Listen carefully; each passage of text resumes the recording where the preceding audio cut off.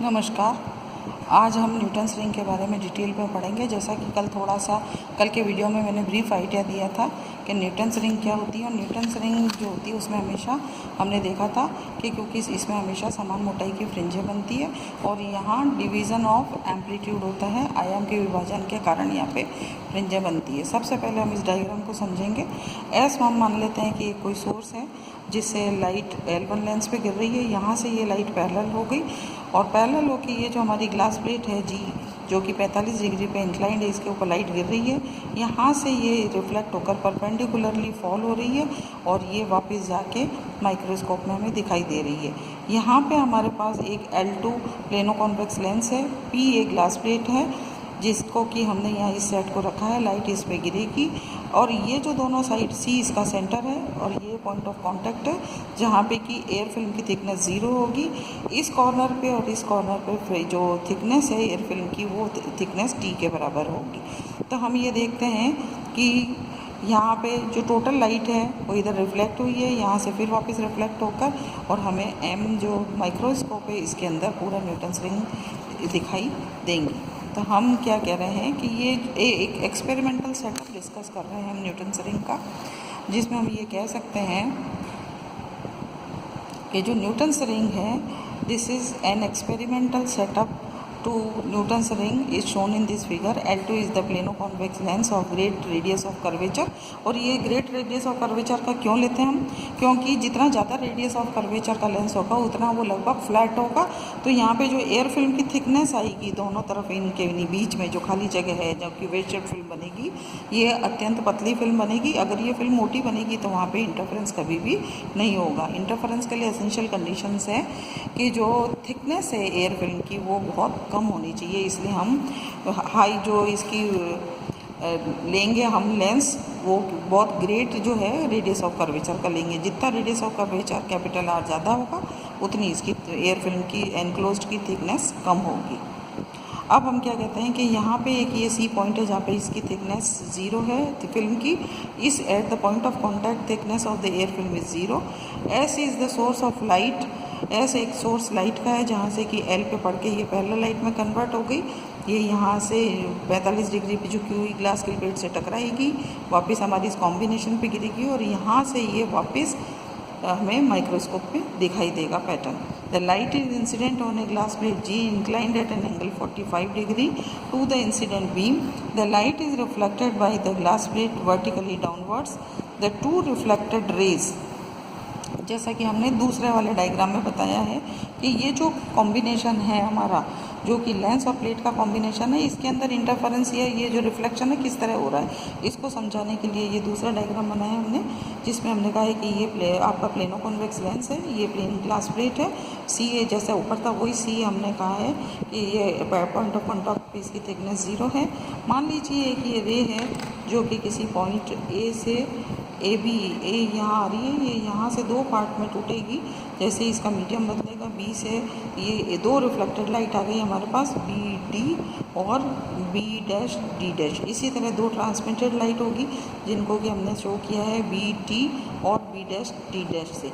तो हम दोनों तरह के जो पैटर्न बनेंगे यहाँ पे व्यतिकरण के वो यहाँ पर स्टडी कर सकते हैं इसकी हेल्प से। एक पैटर्न बनेगा रिफ्लेक्टेड लाइट BD और B', D' के कारण। सिमिलर पैटर्न जो होगा वो भी BT और B', D' के कारण बनेगा। और यहाँ पे जो हम यहाँ पढ़ेंगे वो रिफ्लेक्टेड लाइट के कारण जो पैटर्न बनेगा उसको डिस्कस करेंगे।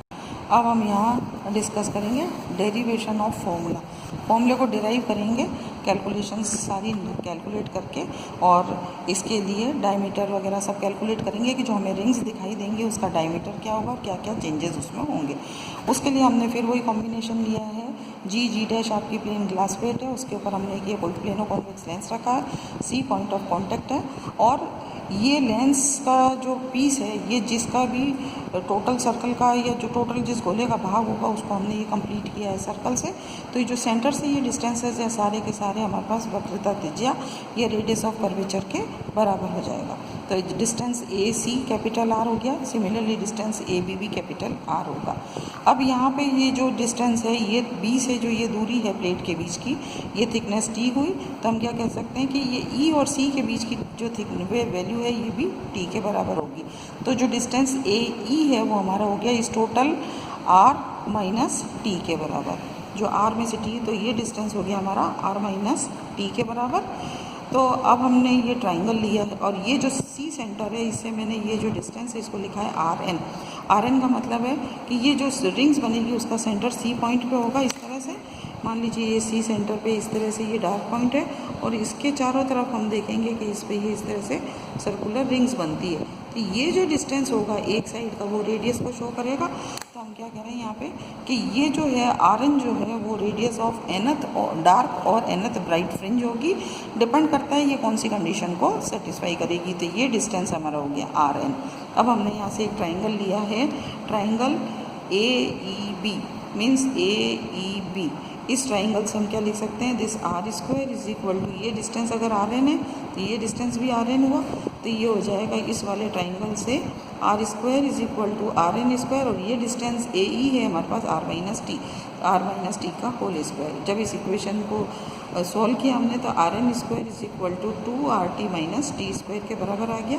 अब क्योंकि हम कह रहे हैं कि जो एयर फिल्म एनक्लोज्ड है इसकी थिकनेस बहुत कम है, इसलिए टी स्क्वायर और भी छोटी क्वांटिटी होगी, तो नेगलेक्टिंग टी स्क्वायर हमारे पास क्या हो गया, r n square is equal to 2RT, और यहाँ से जो थिकनेस ऑफ एयर फिल्म है वो हो जाएगी r n square upon cap 2R के बराबर, जहाँ आर एन स्क्वायर क्या है, आर एन स्क्वायर है हमारे पास रेडियस ऑफ एनथ ब्राइट और डार्क रिंग, कैपिटल आर है रेडियस ऑफ कर्वेचर।